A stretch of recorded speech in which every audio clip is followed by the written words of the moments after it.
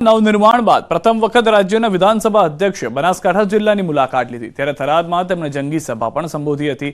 થરાદમાં દિવાળી જેવો માહોલ જોવા મળ્યો ત્યારે ન્યૂઝ 18એ શંકર ચૌધરી સાથે ખાસ વાતચીત કરી।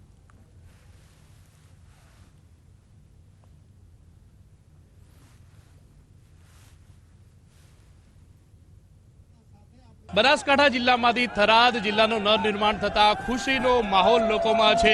દિવાળી જેવો માહોલ જોવા મળી રહ્યો છે। થરાદના ધારાસભ્ય અને વિધાનસભા અધ્યક્ષ શંકરભાઈ ચૌધરી જ્યારે થરાદ પહોંચ્યા છે ત્યારે લોકોમાં ખુશીનો માહોલ છે। સીધી જ વાત કરીશું અધ્યક્ષ સાહેબ જોડે। સાહેબ, શું કહેશો, કેટલો હવે વિકાસ થશે? આ નવા જિલ્લાનું નિર્માણ થયું છે। નર્મદાનું પાણી દેશના પ્રધાનમંત્રી મોદી સાહેબે સરહદી વિસ્તારમાં લાવી અને એક નવી ક્રાંતિ કરી। લોકોના જીવનમાં બહુ મોટો બદલાવ આવ્યો। શાળા પ્રવેશ ઉત્સવના કારણે જે પ્રમાણે બદલાવ આવ્યો, જે પ્રમાણે આ વિસ્તારની અંદર 108 સહિત હોસ્પિટલોની વ્યવસ્થા કરી એના કારણે જે ફાયદો થયો, નવા જિલ્લાના નિર્માણ થકી આ સરહદી વિસ્તારના વિકાસના દરવાજા ઓર તેજ ગતિથી ખુલી જશે। અત્યારે 8 તાલુકાઓ અને 4 નગરપાલિકાઓ છે। શું વધુ તાલુકાઓ બનશે, વધુ નગરપાલિકાઓ બનશે જિલ્લામાં? આવનારા સમયમાં જેવી જરૂરિયાત હશે એ પ્રમાણે એને પણ આગળ વધારીશું। અત્યારે ભારતમાલા અને નાણી એરપોર્ટની વાત છે। બીજા કયા એવા વિકાસના કામો થશે જ્યાંથી સીધા દિલ્હી પણ અહીંથી જલ્દી પહોંચી શકાશે અને અમદાવાદ અને ગાંધીનગર પણ પહોંચી? નવો જે રસ્તો બની રહ્યો છે એના કારણે કરીને અમદાવાદ માત્ર 2 કલાકમાં પહોંચી શકાય એવી વ્યવસ્થા થશે।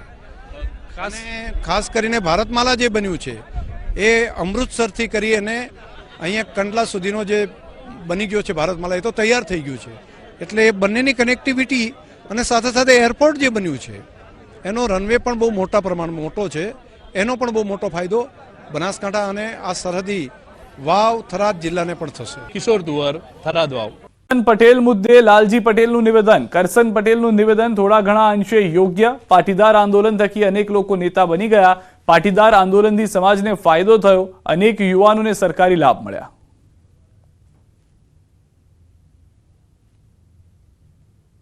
આંદોલનથી ફાયદો થયો નથી અને ઘણા લોકો નેતા બની ગયા, તો એ પણ હકીકત છે કે સમાજના આંદોલનકારી અમારા સાથી મિત્રો હતા એમાંથી મોટા ભાગના લોકો નેતાઓ પણ બની ગયા છે। એટલે સમાજનો ક્યાંક વિશ્વાસ પણ તૂટ્યો છે। અને કરશનભાઈએ જે વાત કરી કે ફાયદો નથી થયો, તો સમાજના દીકરાઓને આ જે સરકારી લાભો મળે છે એનાથી ફાયદો પણ થયો છે। એટલે બંને બાજુ છે કે ફાયદો પણ થયો છે અને સમાજના નેતાઓ બધા નેતાઓ પણ બની ગયા છે। એટલે દાદાની વાત પણ સાચી છે। પ્રદૂષણ મામલે જીપીસીબી દ્વારા તપાસમાં ઇન્ડિયન કોસ્ટગાર્ડ તેમજ વીટીએસ એજન્સીને જોડવામાં આવી હતી। અલંગ અને સરતાનપર બંદર વચ્ચે ગત 19 ડિસેમ્બરે દરિયામાં 7 નોટિકલ માઇલ જેટલું ઓઇલ પ્રવાહી ફેલાયું, જેના કારણે અસંખ્ય જળચર જીવસૃષ્ટિના મૃત્યુ થયા। સમગ્ર મામલે મોટો ખુલાસો થયો કે આ ઓઇલ મટીરિયલ અલંગના પ્લોટ નંબર 35 લીલા શિપ રિસાયકલમાંથી દરિયામાં ફેલાયું હતું। આ ઓઇલ પ્રવાહી દરિયામાં ફેલાઈ જવાને કારણે સરતાનપર બંદરમાં માછીમારોના વ્યવસાય પર મોટો ફટકો પડ્યો છે। મોટી સંખ્યામાં માછીમારો ભાવનગર કલેક્ટર કચેરી રજૂઆત કરવા પહોંચ્યા। માછીમારોના જણાવ્યા મુજબ જ્યાં સુધી દરિયાનું પાણી શુદ્ધ નહીં થાય ત્યાં સુધી માછીમારી શક્ય નથી।